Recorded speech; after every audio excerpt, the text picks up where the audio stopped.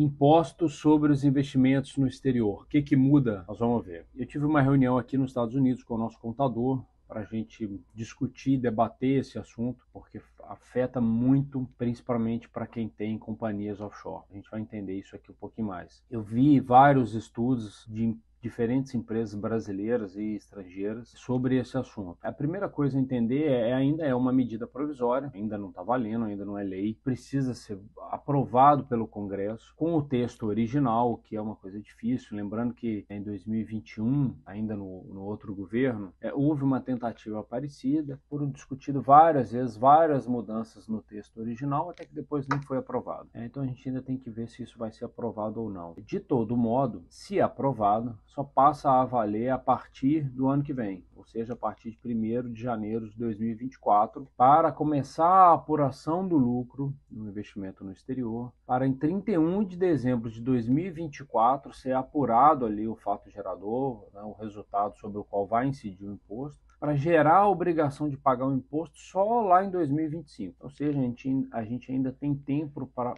pensar na estrutura que vai ser feita, nas mudanças que vão ser feitas. Lembrando que, se aprovada no texto original, há a possibilidade de fazer uma atualização do valor dos investimentos para pagar com uma alíquota reduzida. Se for aprovado no texto original, é uma coisa que a gente entende que vai valer a pena ser feita. Aqui a alíquota vai ser de 10% só. Mas vamos aqui a algumas diferenças mais práticas sobre o texto atual da lei e como que pode passar a ser, se aprovada essa medida provisória. A primeira diferença para pessoas físicas é em torno da alíquota, né? A tributação não é que agora vai tributar, não, sempre houve a tributação, agora há uma mudança na base de cálculo, no modo de calcular e na alíquota.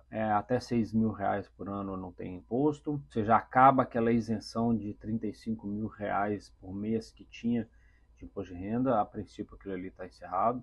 De 6 mil até 50 mil reais, né, entrar a alíquota de 15%, ou seja, nesse caso ela pode ficar até menor do que era a alíquota anterior. E acima de 50 mil reais, aí 22,5% de imposto de renda, tá? Calculado anualmente. Essa é a principal diferença para as pessoas físicas. As mesmas alíquotas vão ser aplicadas para os casos de companhias offshore. As Private Investment Companies, a PIC, as offshore, que são as empresas registradas ali em países com favorecimento tributário, ou seja, os paraísos fiscais. Essas empresas vão ter a principal diferença. Além das alíquotas, que são as mesmas, a grande diferença agora vai haver, se aprovado nesse texto, vai haver a incidência do imposto, ainda que o lucro não tenha sido distribuído para a pessoa física, ou seja, o dinheiro ainda está lá dentro da pessoa jurídica, está lá dentro da companhia offshore, foi apurado no balanço dela, o dono da empresa, o sócio, o beneficiário final, vai ter que informar na declaração da pessoa física, aqui é aquela declaração de ajuste anual, o resultado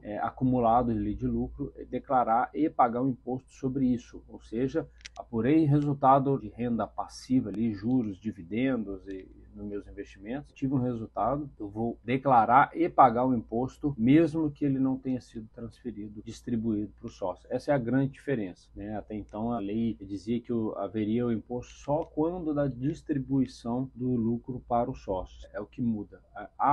Trouxe ainda para o texto, né, o assunto trust, que é uma entidade jurídica offshore que é feito com companhias offshore, um contrato ali para alguém administrar os bens e tal. Isso não existe na legislação brasileira, mas o texto da medida provisória traz isso para o mesmo raciocínio de apuração do imposto sobre o lucro acumulado. Então, mudanças importantes. Em alguns casos, a gente já desenhou uma solução aqui nos Estados Unidos, fazendo um arranjo 100% legal, tudo perfeito, um arranjo entre as companhias offshore e companhias americanas, usando a distribuição de lucro aqui entre a companhia e as pessoas físicas, distribuição desproporcional. Em alguns casos vai fazer sentido. O texto afeta países com favorecimento tributário, ou seja, paraísos fiscais. Os Estados Unidos não é um deles, então ainda dá para a gente fazer algumas coisas aqui dentro dos Estados Unidos, mas, obviamente, caso a caso, a gente estudar isso aí, eu fico à disposição para quaisquer esclarecimentos, quaisquer dúvidas aí, pessoal. Um abraço.